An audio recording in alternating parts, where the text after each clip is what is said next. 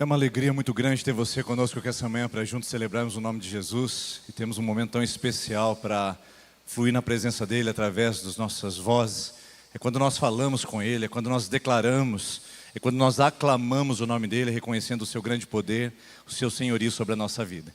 Chegamos nesse momento onde ouvimos a palavra, é onde Ele fala conosco, é onde nós abrimos os nossos ouvidos, onde nós inclinamos em atenção para receber da voz branda, suave, poderosa de Deus, aquilo que Ele tem para o nosso coração.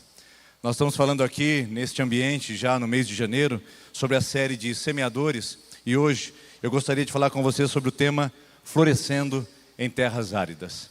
É aqui que nós queremos hoje encontrar um lugar onde você possa entender que muitas vezes na nossa vida são em lugares áridos, secos, mal hidratados, lugares que muitas vezes são fustigados pelo sol, onde queimam os nossos pés, que ali estão de fato o lugar da bênção e onde podemos florescer e também podemos experimentar o cuidado de Deus. Eu queria que você pudesse acompanhar durante toda esta ministração que nós vamos adorar essa ideia de que existem coisas que Deus permite florescer somente através do sofrimento. E como base para que a gente possa conversar sobre isso e entender esse movimento de Deus de florescer em nosso deserto, de abençoar os nossos ambientes áridos para que possamos ter experiências de ver a frutificação em lugares nada coerentes, em terrenos inóspitos. É esse ambiente que eu quero nesse momento criar pela palavra de Deus, para que você esteja numa expectativa como semeador e como semeadora, que sabe manusear não apenas a semente, mas também sabe lidar com as adversidades do solo, sabe lidar com as complexidades do plantio e sabe cultivar os ambientes e o território para que a sua vida floresça e frutifique.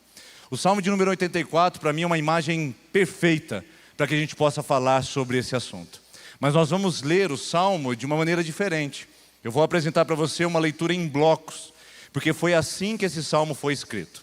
Aliás, é importante que você saiba sobre isso, que os Salmos são canções escritas há cerca de 3.000 anos atrás, que foram registradas e compiladas num saltério, que é o seu livro dos Salmos.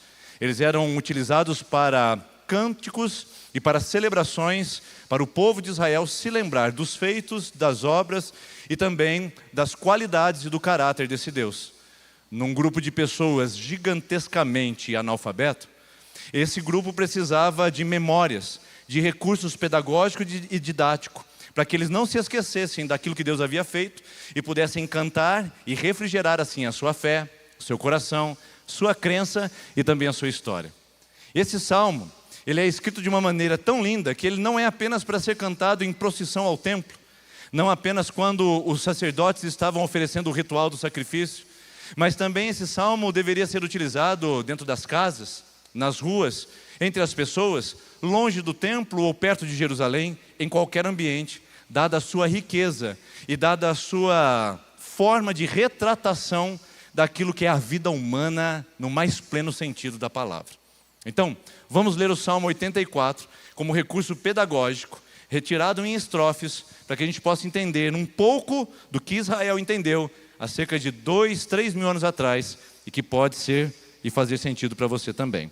O Salmo 84 começa dizendo assim: quão amáveis são os teus tabernáculos, Senhor dos exércitos. A minha alma está anelante, desfalece pelos átrios do Senhor.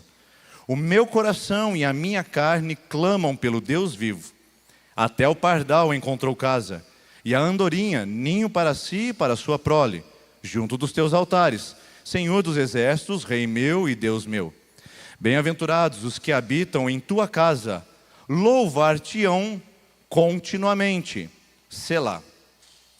Continuando a leitura, versículo de número 5. Bem-aventurado o homem cuja força está em ti, em cujo coração encontram os caminhos aplanados, o qual, passando pelo vale de Baca, faz dele uma fonte. A chuva também enche os tanques. Vão indo de força em força. Cada um deles em Sião aparece perante Deus. Senhor dos exércitos, escuta a minha oração. Inclina os ouvidos, ó Deus de Jacó. Selá. Versículo 9. Olha, ó Deus, escudo nosso, e contempla o rosto do teu ungido, o rei, porque vale mais um dia nos teus átrios do que em outra parte 1000. Preferiria estar à porta da casa do meu Deus a habitar nas tendas da impiedade, porque o Senhor Deus é um sol e escudo. O Senhor dará graça e glória, e não negará bem algum aos que andam na retidão. Senhor dos exércitos, bem-aventurado o homem que em ti põe a sua confiança. Não sei se você percebeu na leitura, mas eu escolhi a versão Almeida, revista e atualizada, porque ela traz um detalhe importante que algumas traduções omitem para tornar a leitura mais fluida, mas que para mim hoje é essencial que você entenda e compreenda, que é a palavrinha hebraica, que não tem tradução aqui para o nosso português nesse exato momento, e que é colocado nesse texto como Selá. Selá é um termo do mundo judeu, do hebraísmo, que significa pausa, interlúdio. Ou seja, é uma atividade intencional para que os cantores, para que os declamadores dessa poesia, ao chegarem na parte da pausa, eles pudessem ter um tempo, um interlúdio, um intervalo, porque aquele momento talvez aconteceria alguma coisa, ou o sacerdote faria um sacrifício, ou haveria um movimento diferente na procissão em direção ao templo, ou haveria alguma palavra que seria dita ao povo, mas diante daquela declamação e diante daquela composição, as pessoas deveriam parar, pausar e fazer um interlúdio para a próxima estrofe. A segunda estrofe apresenta um novo contexto, um novo cenário, e então vem novamente mais uma pausa, mais uma interrupção intencional para que houvesse uma reflexão ou um espaço para alguma atividade. O que está acontecendo aqui é que o Salmo 84 está sendo dividido pedagógica e didaticamente para que as pessoas pudessem cantar o seu significado. Se você olhar, por exemplo, esses blocos, você vai perceber que a primeira parte ela é voltada ao registro do anelo, do desejo, da ânsia das pessoas pela presença de Deus. Aqui existe um anseio por mais e pela revelação de Deus. Eles estavam distantes do templo.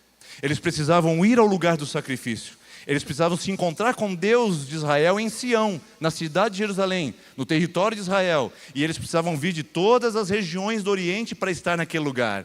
Então eles começam cantando assim: Ah, Senhor, a minha alma anseia, desfalece, meu coração espera pela tua presença.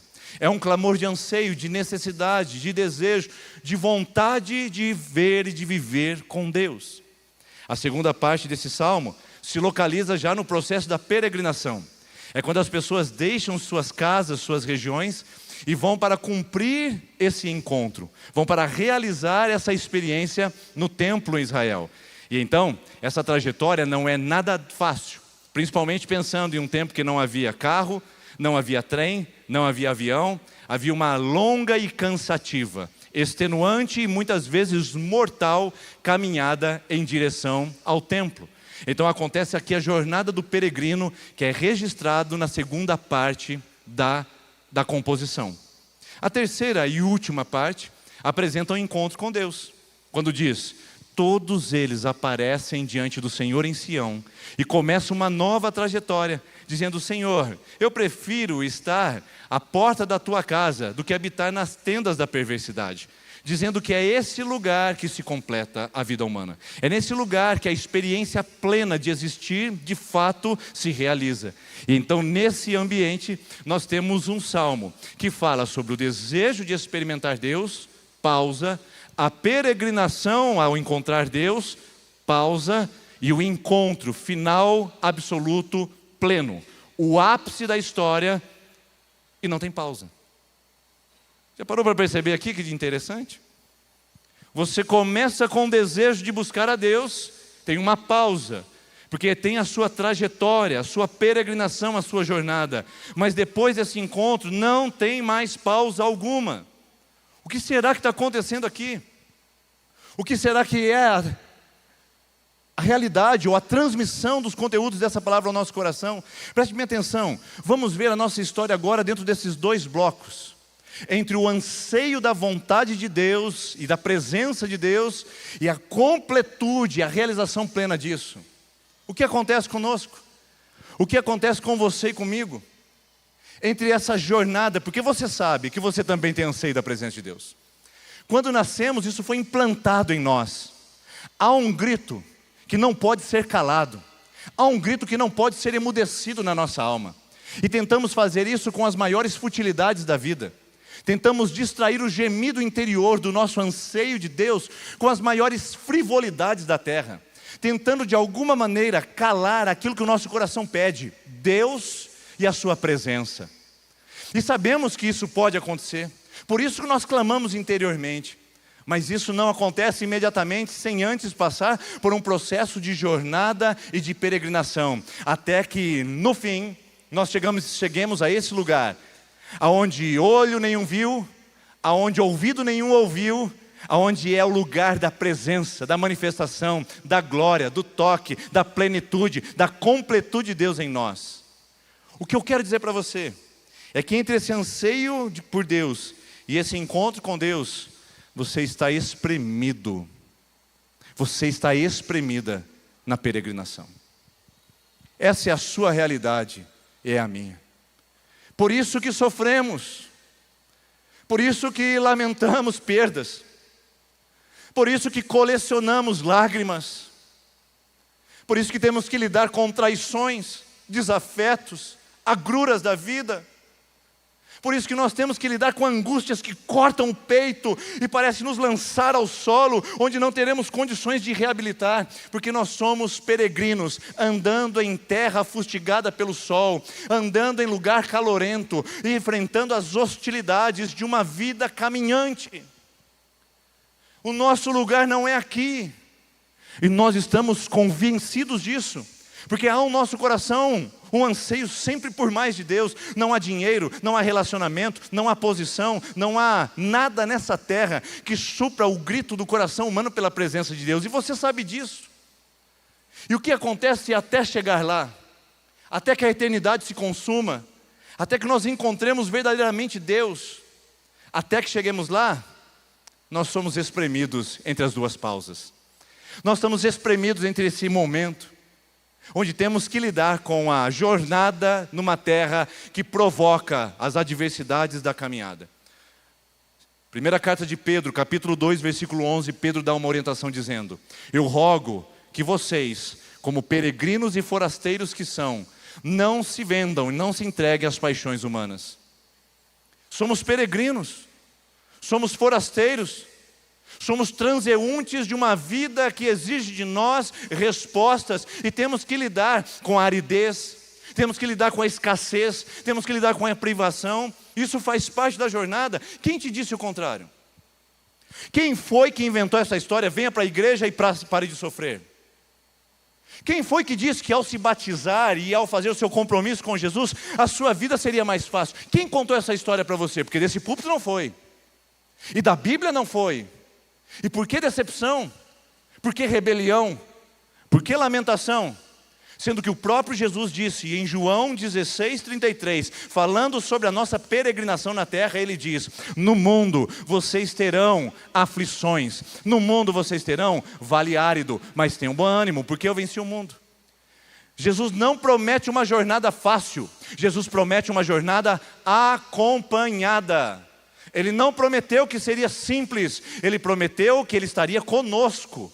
Por isso esse texto para mim é uma exposição clara da nossa ilusão de tentar viver uma vida pautada num triunfalismo que muitas vezes é infantil e desnecessário, quando na verdade você chora, você lamenta, você se angustia, você se deprime, você sente o toque da injustiça no seu coração, você experimenta a força da violência na sua alma, você lida com os desencontros entre sonhos e realidade.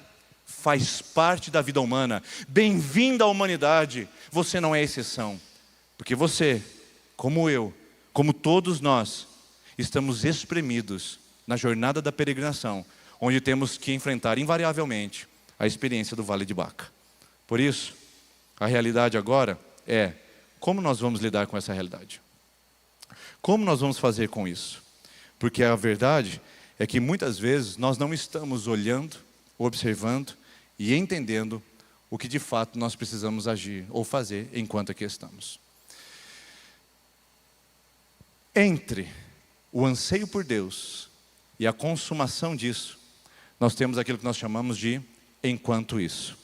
Se vocês puderem me ajudar aí, o meu aplicativo parou aqui, tá joia? E aí eu não vou conseguir passar, preciso da ajuda e da atenção de vocês aí, ou libera para mim novamente. Deixa eu ver aqui.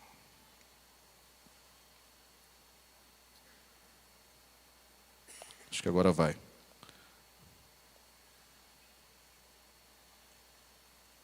Sim, foi.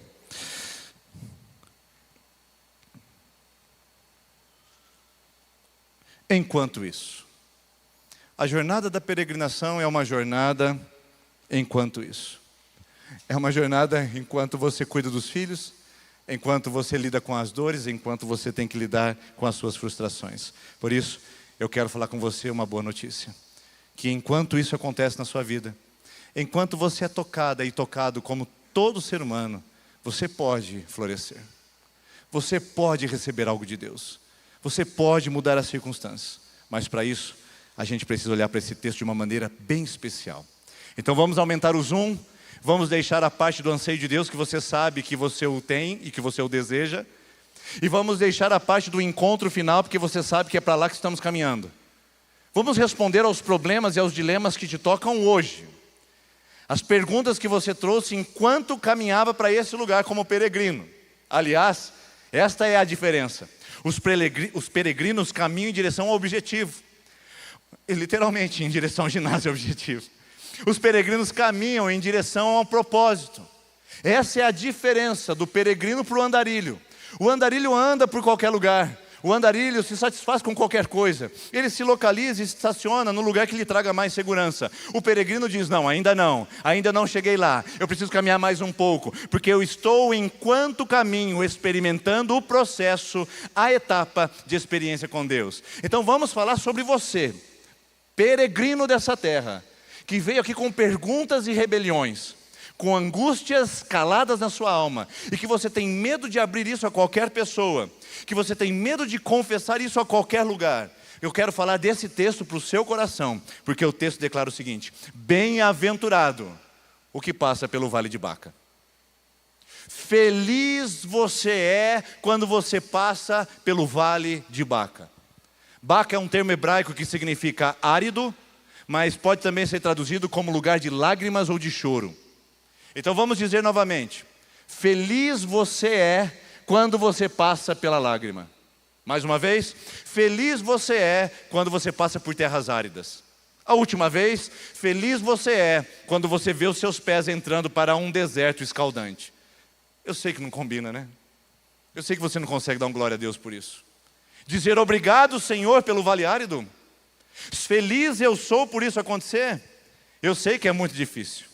Mas há uma promessa em cada um dos blocos que nós tratamos aqui. Não sei se você percebeu no texto, mas em cada bloco existe um bem-aventurado. Bem-aventurado aqueles, bem-aventurado aqueles, bem-aventurado aqueles. 3 vezes nos 3 blocos para dizer que as pessoas são felizes porque querem Deus, as pessoas são felizes porque vão receber e encontrar Deus, e as pessoas são felizes porque na peregrinação elas sofrem. Como assim? Repete de novo isso, pastor. Feliz você é quando você passa pelo vale árido.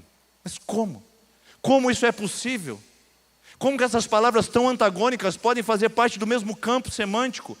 Como essas palavras que a gente quer evitar, arriscar, que a gente não quer usar, como fazer isso? Bom, aí você precisa olhar no texto em outro detalhe que está aqui. Perceba que a felicidade e o vale árido tem uma relação direta com uma técnica sanduíche que nós falamos, que é a estrutura poética dos salmos no Antigo Testamento.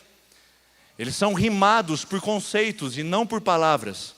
Em português a gente tem a estrutura poética com rimas ao final. Rimas interpoladas, intercaladas, e você sabe as demais rimas que eu estou dizendo. Batatinha quando nasce espalha a rama pelo chão, menininha quando dorme põe a mão no coração. Rimou. Na poética hebraica não é assim. A rima se dá em conceitos. Então perceba bem como isso se desenvolve nesse texto agora, que diz assim: bem-aventurado o homem cuja força está em ti. E lá no final ele diz: vão de força em força. Fechou a moldura. Agora olha o interno, as rimas. Qual faz dele uma fonte, e de chuvas o tanque fica cheio. Perceba a relação que tem aqui agora, que é o potencial para você entender o que revela o seu vale árido. Como ele é inevitável e como você não tem atalhos e você vai vivê-lo, eu quero mostrar para você o que o seu vale e o meu vale árido revelam na minha jornada. Em primeiro lugar, revela os escavadores de bênçãos de Deus através do sofrimento. Olha as palavras. Aqueles que vão de força em força, aqueles que fazem dele uma fonte. Meu irmão, minha irmã, isso aqui é a nossa parte. A nossa parte não é evitar o sofrimento, não é ignorar o sofrimento, não é dissimular a dor. E como diz o Machado de Assis em um dos seus livros, a dor que se dissimula dói mais. Não é ficar evitando o confronto, não é fingir que ela não existe, não é colocar outra coisa sobre ela para camuflar e mascarar os seus sentimentos. É preciso olhar para o vale árido, é preciso encarar o vale de Baca, é preciso encarar as lágrimas, as dores e o choro que vem da nossa alma. Não dá para negar isso, mas é preciso enfrentar isso com galhardia, com coragem, com ousadia, com confiança, com responsabilidade. Aqui de força em força é arregaçar as mangas, é suar a camisa, é se movimentar, é se responsabilizar, é fazer a sua parte. Escavadores de bênçãos não ficam com os braços cruzados, eles não ficam lamuriando o tempo todo, eles não fecham seu coração diante do que vivem e ficam terceirizando culpa sobre os outros. Escavadores de bênçãos são como aqueles mineradores que vão até um espaço e dizem: deve ter uma pepita de ouro aqui, e cavam, e fazem túneis, e mais túneis, até encontrarem o que procuram. Você está sofrendo? Bem-vindo ao time. Está chorando? Bem-vindo à realidade. Te traíram? É isso que a vida oferece. Te deixaram para trás, esqueceram de você, te abandonaram. Bem-vindo ao Vale de Baca, mas cave. Cave, porque quem passa por lá, como alguém que tem o temor e a presença de Deus, e a bem-aventurança da alegria de passar por esses lugares, com atitude inteligente, cava, escava, cavuca um pouco mais, e acha ali a fonte. O texto traz a imagem de alguém que se ajoelha e começa a cavar com as próprias mãos. Sem aqueles recursos tecnológicos que nós temos hoje, de fazer perfuração que encontre o lençol freático, eles sabiam que havia água no deserto, eles sabiam que existia forma de hidratar a vida passando por lugares secos. Então eles cavam um pouco mais, e cavam um pouco mais, aguardando que a fonte apareça. Essa é minha tarefa e a sua tarefa, minha irmã e meu irmão. Não é evitar o sofrimento, mas é cavar nele e encontrar fontes, e não qualquer fonte. A fonte de águas vivas, águas cristalinas, águas não contaminadas, águas que de fato hidratam o coração e a alma de quem anda cheio de aridez em sua vida e em seu coração. A minha conversa com você é que você entenda a sua posição de escavadora e escavador. Há um sofrimento aí que você precisa ir para baixo da superfície e encontrar propósitos, significados. Porque é isto que os judeus entendem quando escrevem o Salmo 84 e o declamam.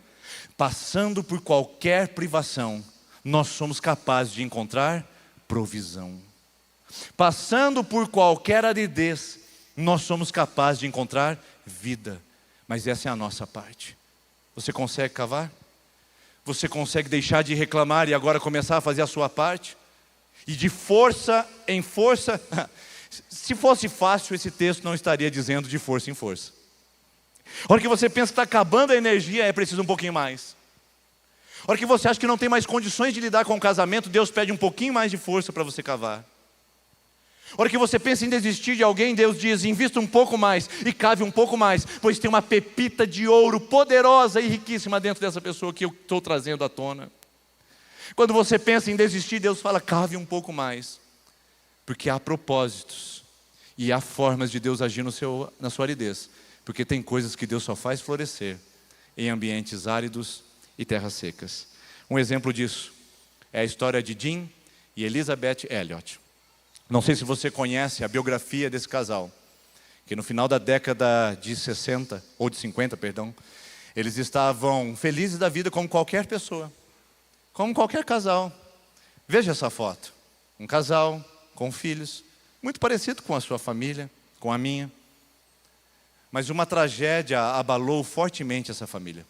Quando Jim Elliot, em 1955, junto com mais 4 companheiros, resolveu levar o Evangelho de Cristo da América do Norte até uma tribo chamada Waodani ou Guarani. Essa tribo que ficava na região do Equador era uma tribo que não tinha contato com a civilização, totalmente isolada e conhecida pelo seu grau elevado de violência e hostilidade com as outras tribos. Eles entenderam, mapearam e começaram com um avião a rodear essa aldeia e conseguiram fazer um contato visual e entregar presentes para eles. Imaginando que haveria um contato amistoso, em 8 de janeiro de 1956, eles aterrissam numa clareira. E naquela clareira eles fazem o primeiro contato com alguns homens que eram sentinelas da tribo e que vieram naquele lugar com lanças. E sem perguntar, sem conversar, sem nem permitir nenhum esboço de reação, aqueles guerreiros tribais mataram os 5 missionários, entre eles Jim Elliot. Ele deixa a sua filhinha com 6 meses de idade e a sua esposa jovem, viúva. Tudo isso poderia trazer no coração dessa mulher o que traz em você e em mim. Mas eu sou um homem de Deus. Eu estou indo na igreja. Olha aquele ímpio. Palavra forte, né? Olha aquela pessoa que não vê o Senhor. E aquele que é ateu, então? Olha para mim, Deus, não é justo que eu passe por isso. E quem disse que é justo?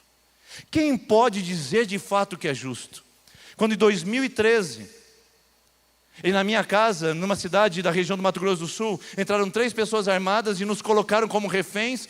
E depois de um tempo a gente teve que sair do nosso quarto e conseguir de novo recuperar as coisas, depois de um grande esforço que eles levaram de nós. Quem diz que é justo?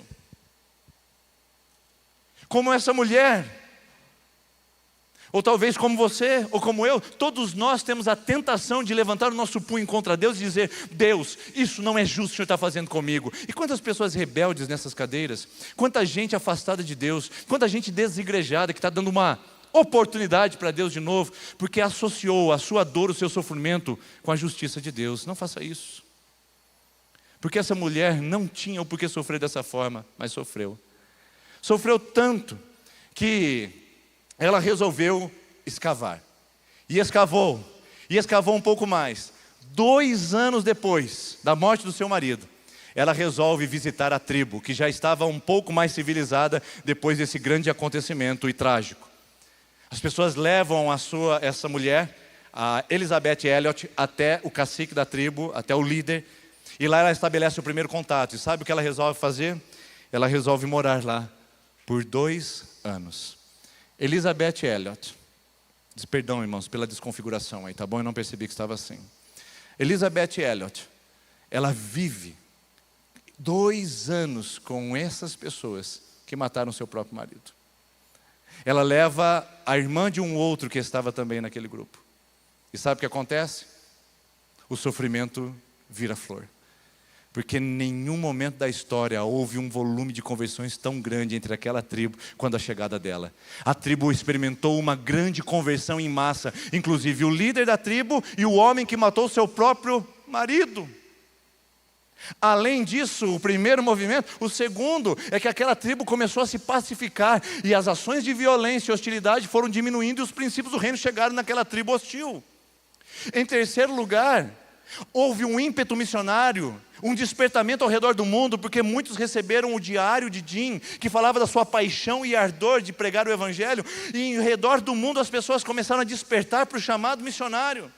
Além disso, Elizabeth se tornou uma grande escritora com mais de 20 livros publicados, um best-seller na década de 70, que vendeu milhões de cópias, que dizia: o sofrimento não é em vão. Essa mulher começou a curar vidas de pessoas machucadas pelo luto, pela traição, pelo abandono, a partir do seu sofrimento. E não somente isso, a imprensa, o mundo voltou os olhos para esse acontecimento e viu o quanto que o Evangelho é curador, redentor, e quanto o Evangelho é sério, a ponto de pessoas darem a sua vida por ele. Queridos, Elizabeth cava no sofrimento e tira de lá uma fonte, e essa fonte floresce. Essa é a minha palavra para você e para o seu coração: escave o seu sofrimento, até que dali você veja uma fonte, até que dali você veja brotar algo. Não desanime, não pare. Essa é a sua parte como escavador de bênção. Mas tem a segunda parte, que são os doadores de bênçãos. Esses são diferentes. Esses confiam de que no seu braço não é suficiente. Dá uma olhada no texto: cuja força está em ti, e a chuva enche os seus tanques. Quer ver o que acontece aqui? O que ele está dizendo nesse texto é que eu faço a minha parte, eu escavo na aridez, mas aqui acontece o quiasmo, aqui acontece o cruzamento das ideias e a rima. Veja bem, de força em força e de fonte para chuva. Você não vai conseguir sozinho. Não adianta você cavar da sua forma, porque você já tentou isso, não tentou? Você tentou se libertar deste vício sozinho, não foi? Você tentou mudar de comportamento na sua própria força, não foi? Você tentou resolver aquele problema, aquela pendência litigiosa na força, não foi? Você usou seus recursos, suas técnicas, sua maneira, porque você ouviu alguém dizendo que você é capaz, você é competente, você é autorresponsável e você tem que agir na sua vida. Mas esse não é o todo da história. Esta não é toda a parte, ou melhor, essa é só uma parte da história, porque o todo é o seguinte: eu vou de força em força naquele que me fortalece. É diferente, irmãos. É diferente. Eu vou de força em força, porque a minha força está nele. Eu não desisto, eu não jogo a toalha, eu não paro. Não porque eu sou resiliente, não porque eu sou resistente, não porque eu sou persistente, mas porque eu sou temente, e porque eu vivo na presença dele, e porque ele está em mim, e porque ele me sustenta. Eu posso ir de força em força, de fé em fé, porque a força dele me sustenta. Paulo disse isso em Filipenses capítulo 4, versículo 12, ele diz: irmãos, eu não digo isso porque eu estou passando alguma necessidade, porque eu já aprendi a viver contente em toda e qualquer situação. Eu aprendi a ter muito e aprendi a ter pouco. Aprendi a ter privações e aprendi a ter em abundância. Eu aprendi a ter fome e também ser bem alimentado. Tudo posso naquele que me fortalece. Não é que eu posso em mim. Não é frase de para barro de caminhão. Não é frase de efeito de rede social. Eu não posso porque eu tenho poder. Eu posso porque Ele está em mim. Eu posso porque Ele está movendo em mim, porque a força dEle está em mim. Isaías capítulo 40, versículo de número 29, deixa bem claro isso. Ele faz forte ao cansado, a mulher cansada, ao homem cansado, e multiplica as forças do que não tem nenhum vigor, da criança ao adolescente ao mais velho. Ele renova as nossas forças e nos faz subir com asas como águias. E nós corremos e não nos cansamos, nós caminhamos e não nos fatigamos, porque a força dele está em nós. Não é a sua juventude, não é a sua força, não é a sua capacidade, é Ele habitando em você e em mim, que faz com que a gente vá de força em força no nosso vale de peregrinação. E sabe o que acontece aqui nesse texto? Você não está só cavando uma fonte, você está preparando para a chuva. É diferente. Uma coisa é você cavar o seu poço, uma coisa é você encontrar um recurso limitado de hidratação para você sobreviver. Outra coisa é a chuva vir abundantemente e regar o solo da sua alma, visitar a sua vida em todas as áreas da sua existência. Eu lembro quando eu morava no interior de São Paulo, e eu morava numa casa que ficava numa rua de terra. E no sábado, depois da faxina familiar, cuja minha responsabilidade também incluía molhar a rua da frente da casa. A gente fazia faxina e a minha mãe me dava a incumbência de ficar molhando a terra em frente de casa. Até hoje eu não sei porquê, mas eu acredito que para pelo menos ter a impressão que a casa ficou limpa por um dia. E então eu ficava com aquela mangueira por vários e vários minutos, tentando de alguma maneira apagar aquela estrada poeirenta da frente da minha casa.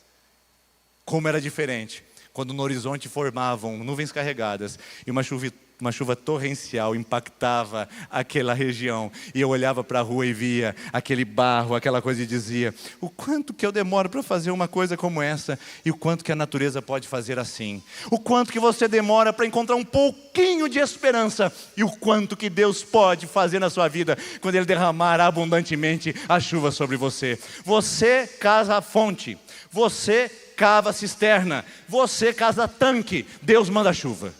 Não é o seu papel fazer chover, mas Deus é fiel e responsável para nos momentos do seu vale fazer chover, porque a promessa é de que Ele estaria com você nesse lugar. Vale árido, Deus está presente, tem necessidades e é preciso fé para passar por ele. Vale da sombra da morte, Deus está presente, vale que tem necessidade, mas que também você vai precisar de fé para passar por ele. Por isso que o Salmo 23 é a poesia mais cantada e declamada e tão linda, que diz assim: o Senhor é o meu pastor e nada me faltará.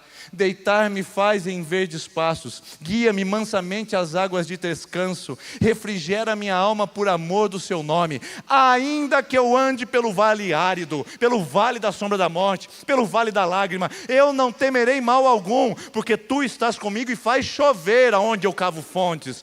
A tua vara e o teu cajado me consolam.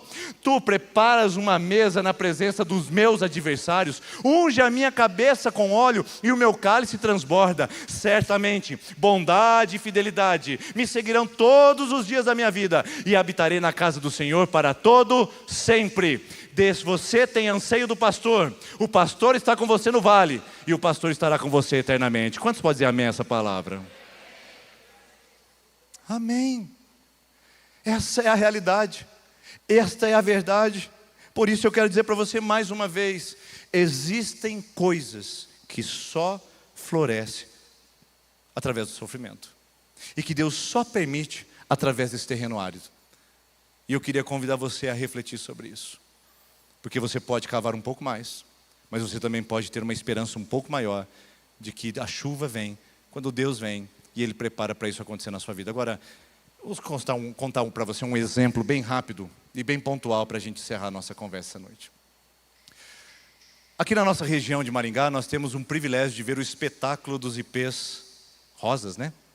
Roxo, não sei a qualidade deles, mas a gente tem o privilégio de ver isso. Que coisa linda! Inclusive eu digo que foi uma propaganda enganosa que aconteceu na minha vinda em Maringá, porque em 2022 eu estava considerando estar em Maringá, e quando eu passei pela rua, ou pela Avenida Gastão Vidigal, e a Juscelino Kubitschek, depois, eu disse: que espetáculo maravilhoso! Nunca talvez tenha sido tão florida a cidade como daquele jeito, através dos ipês.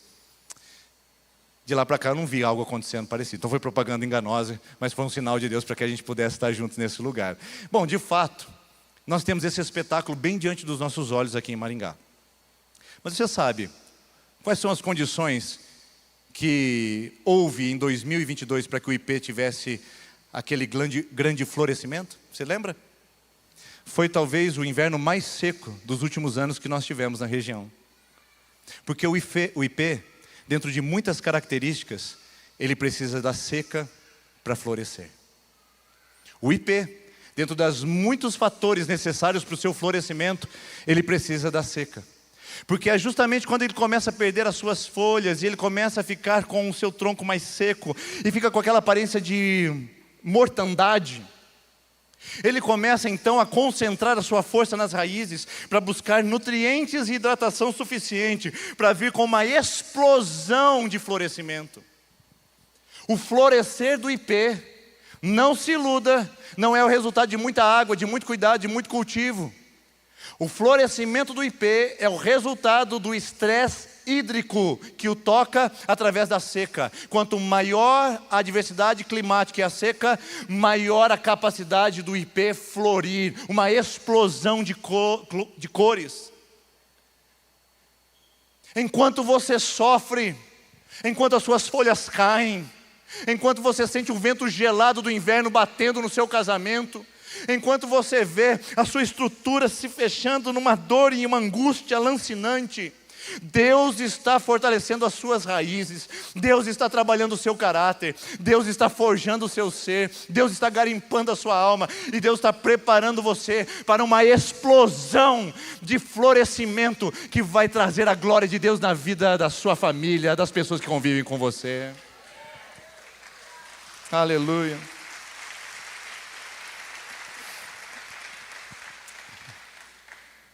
Por isso, não despreze pessoas que estão florindo. É provável que elas passaram por muitos vales de Baca. Não despreze a sua capacidade de florir no seu terreno árido. O que você chama de vale do choro e da lágrima é o lugar da bênção de Deus, de frutificação e de florescimento na sua alma.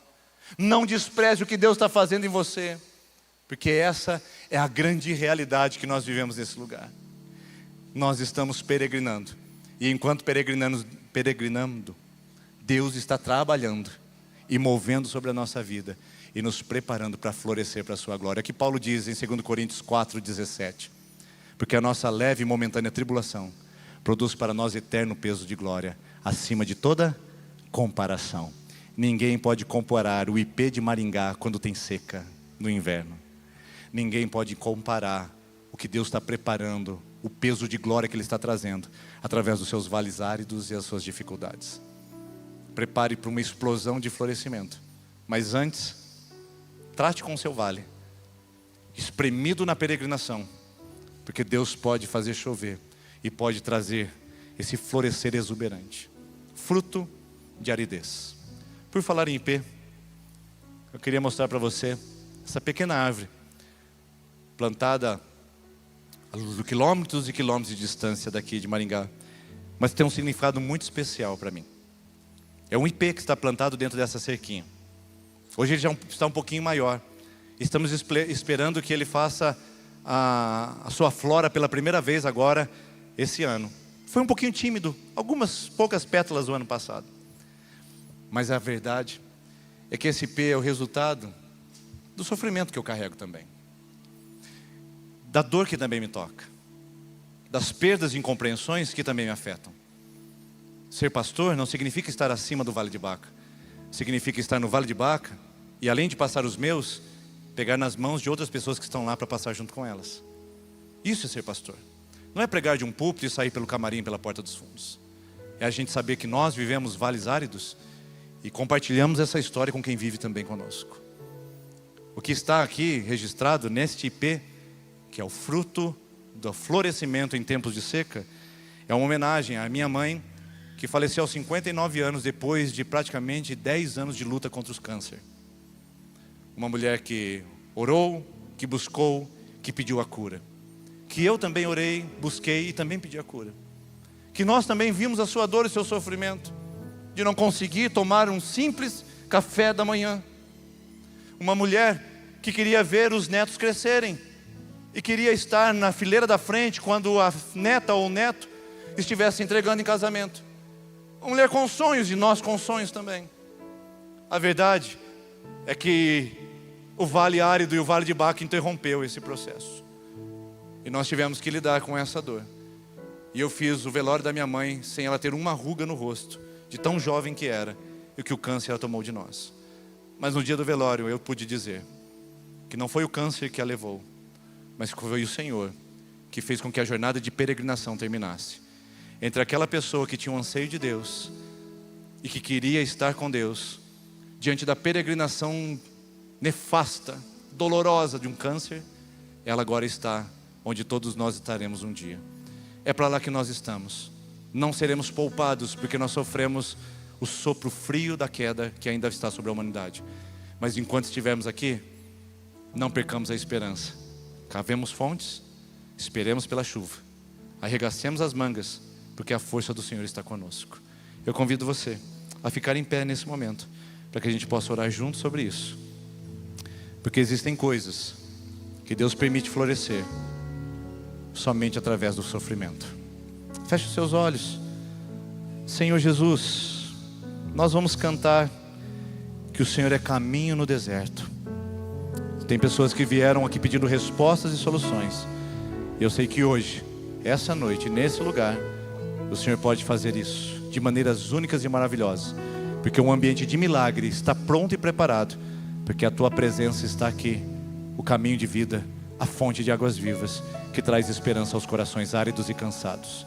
Enquanto cantarmos, Senhor, move, mas move, de uma maneira que ainda não experimentamos nessa igreja e ainda não testemunhamos em nossa vida. Faça algo que nos surpreenda e que ultrapasse a nossa capacidade de fazer lógica ou até de controlar.